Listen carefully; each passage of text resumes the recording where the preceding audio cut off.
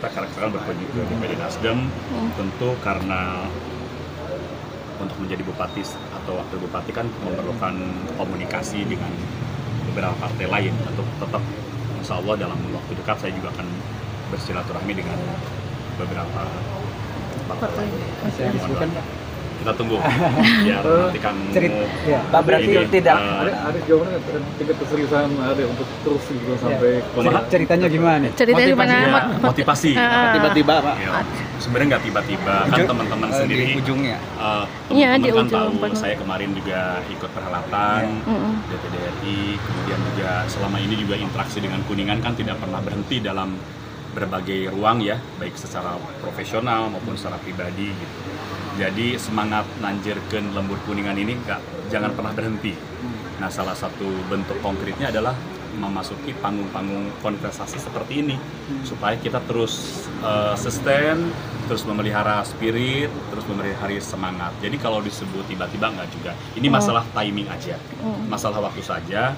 Dan kebetulan sekarang DPD Nasdem juga kan secara formal masih membuka ruang ya untuk kita turut bersama-sama ngehuyuk dayuh gitu ya, supaya kita beran-beran memberikan peran yang lebih luas untuk Kuningan.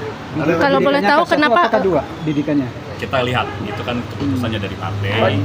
Kita terus berkomunikasi lebih intensif sehingga nanti apakah di K1 atau K2, poin penting adalah semangat mewakafkan kita Kuningan itu harus terus berlanjut.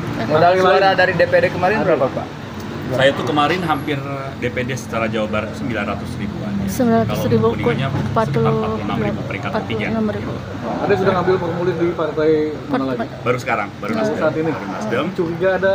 Kenapa Ada instruksi dari. Enggak ada. Kebetulan kan silaturahmi itu harus terus berlanjut. Tapi kita dengan berbagai partai-partai lain menggunakan makna yang sama. Jadi yang pasti sekarang Nasdem dulu. Nanti biar Kang Tatang juga penasaran nih, partai apa lagi nih, segala macam. Ada bocoran nggak? Antosan, nggak sabar. Tadi kelihatannya seolah-olah itu di ujung Pak menjelang. Sebenarnya yang lain kan di depan. Ya, ini masalah ini aja, masalah dinamika aja. Karena kan untuk melangkah itu kita harus tetap panceng langkah gitu ya. Jadi kan semua harus dicermati dengan baik. Dan sebenarnya kan secara prosedural juga belum tertutup. Tapi serius ya Pak? Serius dong. Tidak ada kata tidak serius. Karena di ujung tidak. Ini kan kita selama tidak melanggar aturan dan ini masa prosedurnya maka harus serius.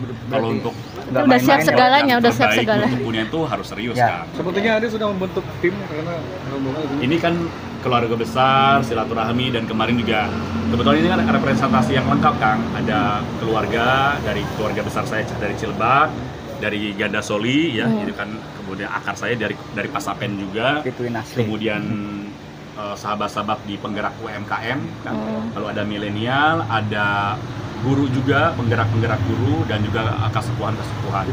Jadi campuran, karena kan kita harus meminta doa restu semua pihak ya.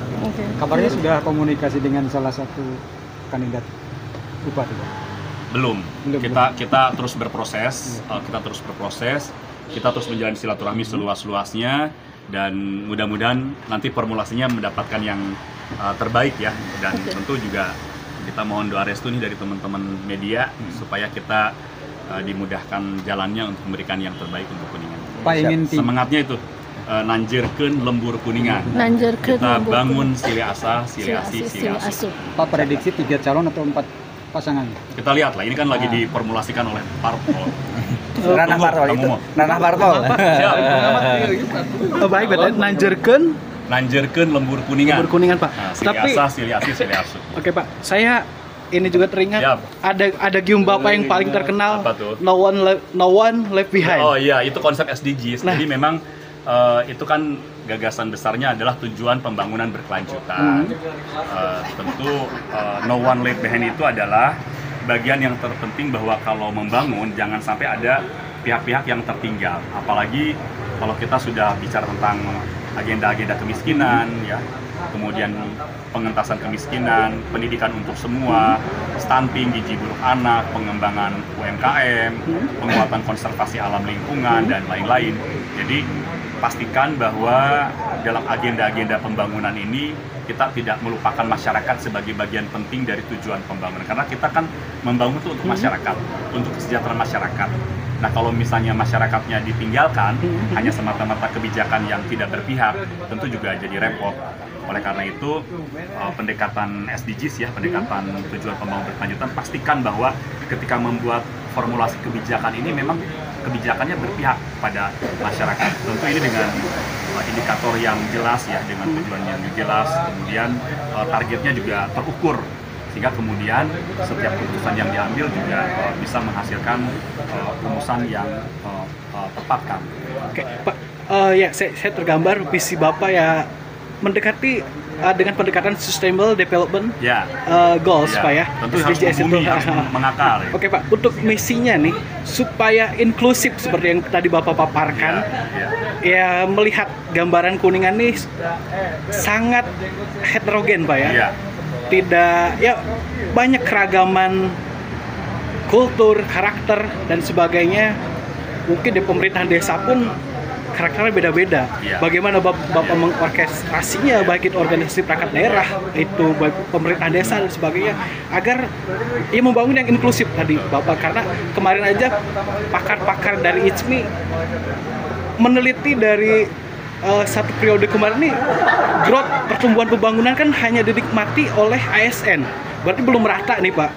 Rakyat kecil seperti kami nih, pekerja media pun belum tersejahterakan. Nah, mungkin harapan kami ya ke Bapak selaku akademisi juga kan pasti berbekal kajian yang mendalam. Berbeda mungkin calon yang dari kalangan bos, dia mungkin beli kajiannya Pak ya. Gimana nih Pak agar inklusif di Kuningan Pak?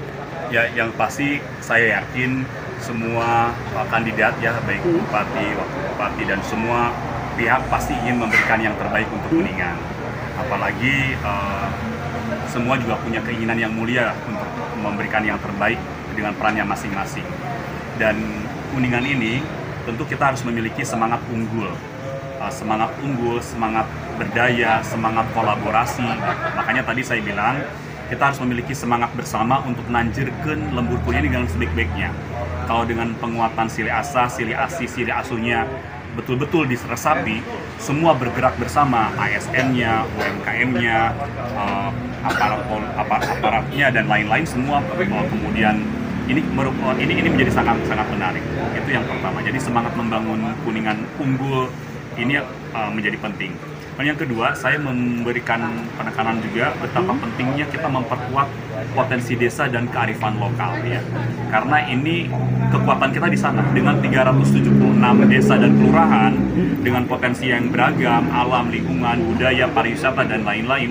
Ini kalau dielaborasi dengan baik dengan sentuhan penguatan dana desa, penguatan UMKM dan segala macam, kemudian juga orientasi-orientasi yang betul-betul penguatan kepada sumber daya manusia dari pendidikan dasar, menengah, perguruan tingginya juga diperhatikan dengan baik, didukung oleh tata kelola kebijakan yang paripurna, yang berpihak tentu, berkeadilan, tentu ini akan menghasilkan daya dorong dan perubahan yang signifikan untuk Kuningan. Tetapi lagi-lagi tadi, faktor leadership menjadi faktor yang sangat penting, kemudian juga memastikan bahwa arah pembangunan kemudian kita reorientasi kembali dengan pendekatan-pendekatan kebaruan yang sesuai dengan kondisi terkini begitu, sehingga nanti kita bersama-sama bagaimana memperkuat kebijakan tata kelola anggaran, kemudian juga pengentasan kemiskinan, penguatan infrastruktur, penguatan UMKM, penguatan potensi alam dan lingkungan yang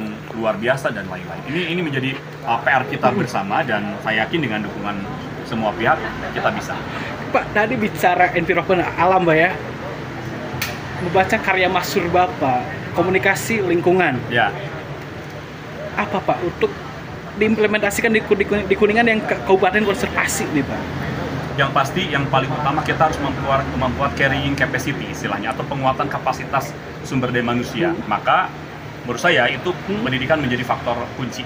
Jadi itu yang paling penting. Nanti setelah itu aspek-aspek lain, dan mudah-mudahan ini nanti kita elaborasi dengan beberapa pendekatan yang lain ya. Kalau itu indikatornya banyak, datanya juga ada gitu. Tetapi ini harus kita bedah bersama sehingga kita punya paradigma baru terhadap pembangunan Kuningan untuk mengurai beberapa permasalahan mendasar yang selama ini kita hadapi bersama. Turun, Kang. Siap. Bapak, terima kasih Pak. Di doananya.